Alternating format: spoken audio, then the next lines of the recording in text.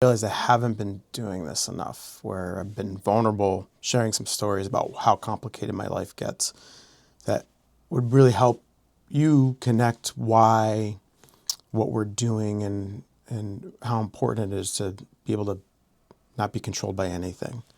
I was sitting in my car this morning with my daughter, and we were just sitting there before she was going into school. And my kid situation is completely complicated. I'm going to keep this really raw. I'm not going to edit this video at all, so you can kind of get a real deep perspective on my life and what I experience having two baby moms, three kids, and have had to figure out, how do I get these kids that are about 30 minutes apart from schools and 30 minutes from me in a triangle of complicated driving.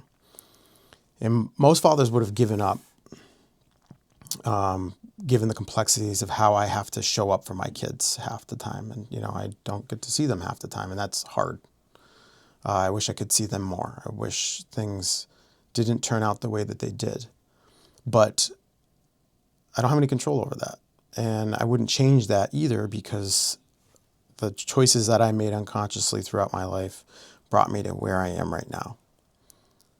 And as I was sitting with my daughter this morning, and we were playing Thumb War, and we were just laughing and giggling, and I was just asking her about her dreams and what she wanted the next year to look like, and trying to foster her ability to kind of tap into her emotions differently.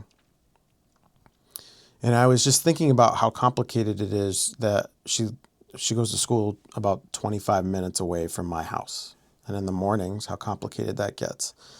And that her older sister, rather, she goes to school 30 minutes before her. And so we have this 30-minute window in between dropping off my oldest daughter and then waiting for my youngest daughter to go into her school to start the day. And so I take that 30 minutes, and 30 minutes is a long time. I take 25 minutes to get there, drop my oldest daughter off. I take another 30 minutes waiting for my daughter, and then another 30 minutes to come home. And that doesn't even include the fact that I have to have my parents get my son to school in the mornings, because he lives 30 minutes in the opposite direction, which is 30 minutes away from where the girls go to school. And it's an orchestra. It's super complicated in terms of like who's getting picked up, when, where, what time, events. Like when we talk about complicated, figuring out the complications of like getting them places, like that part of my life is extremely difficult, but it's become easy. And I want to share with you why I can view that this way, but how that kind of all transpired, where I'm not controlled by that anymore. The fact that there's nothing I can do about it.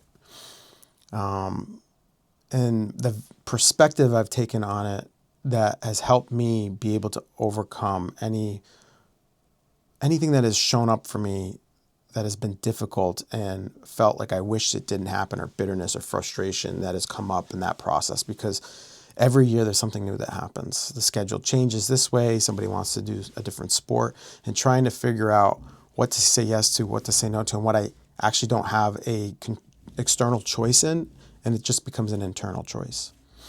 Because even in the circumstances that you're facing that you actually don't have external control over, you still have choice. And one of my core values, which I shared with you in a previous episode, was freedom over fear. And what does freedom actually look like? Now, when we get to the core of who we are as humans, like, we can't control other humans. We have no say on how they feel about things, how they see things, and how they act to things. But what we do have is we have control over how we interact with that. Now, in this particular situation, as I'm driving my kids around, and some days get really complicated because somebody forgets to pick up a kid, and then there's a panic and trying to figure out how to, orchestrate all of those things. I was sitting with my daughter this morning, and I was just thinking about how grateful I was that I got to spend that 30 minutes with her, and we were playing Thumb War, and how some mornings I had not been fully present, and that it took me a long time to really accept the fact that I didn't have control over that situation. Once a court orders you on something in terms of child custody, I could fight it again, but fighting only drives separation and connecting to be able to show up more fully for the kids. And so I've chosen not to try to pursue that over and over again, because for me, that it doesn't seem like that's going to be what's best for my kids. It doesn't mean I say yes to things that I don't agree with. That's definitely not true.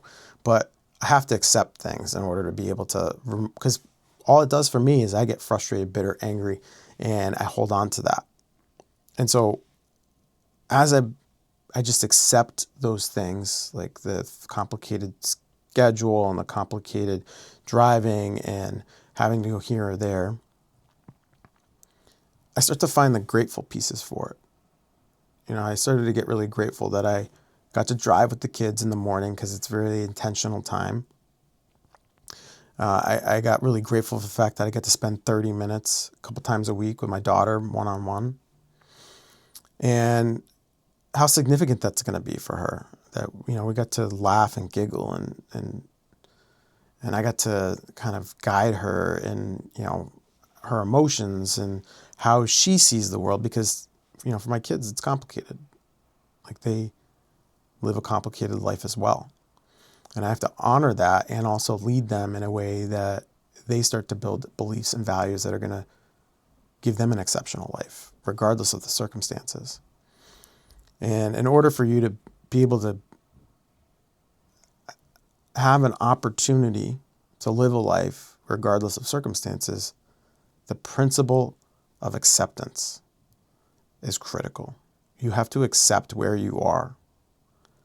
You have to be realistic where you are, but then you can change it. You can change the perspective. And then what ends up happening is God, universe, creator, whoever it is you see as your higher power, when you start to accept the circumstances that show up in your life that you feel as though you didn't deserve, what ends up happening is gifts get to be brought in, because you change your energy and your frequency.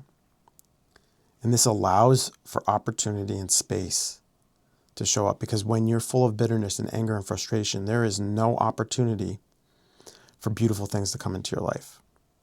And so when you accept the things that are hard and you change your perspective around that, it allows the universe, honestly, or God, to have the space to allow you to have beautiful things show up in your life. Like this morning was super beautiful for me, because I got to spend time with my daughter that was present, that was one-on-one, that was for a chunk of time where we got to giggle and laugh. And, my youngest daughter, man, she's a spitfire. She's full of emotion. She's hilarious. She's also a fighter. Like, she does not freeze, this girl. She just straight up fights. And, being able to process those things with her and ask her, how do you think, we can bring more connection into our life? How do we think we can interact with your brother that lives in a different house half of the time, and that feels like a struggle for you? How do we show up in our family with intention and gratitude, so that we get to do these fun, exciting things together? Because if we don't show up that way, it's really hard for us to go on trips. It's really hard for us to take you down to Florida. It's really hard for us to go on a vacation or to take you places that are fun and exciting.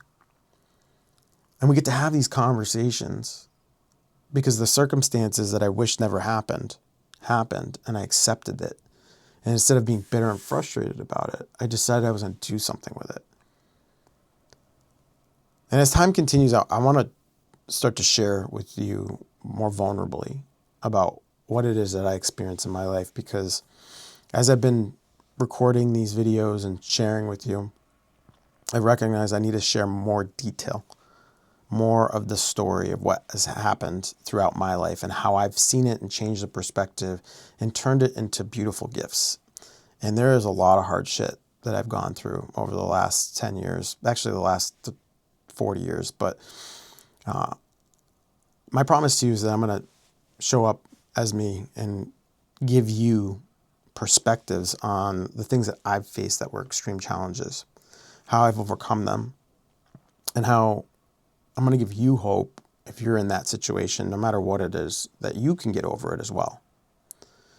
And that the pursuit of growth is probably one of the most challenging things that you can ever take on in your life, and it's not for everybody.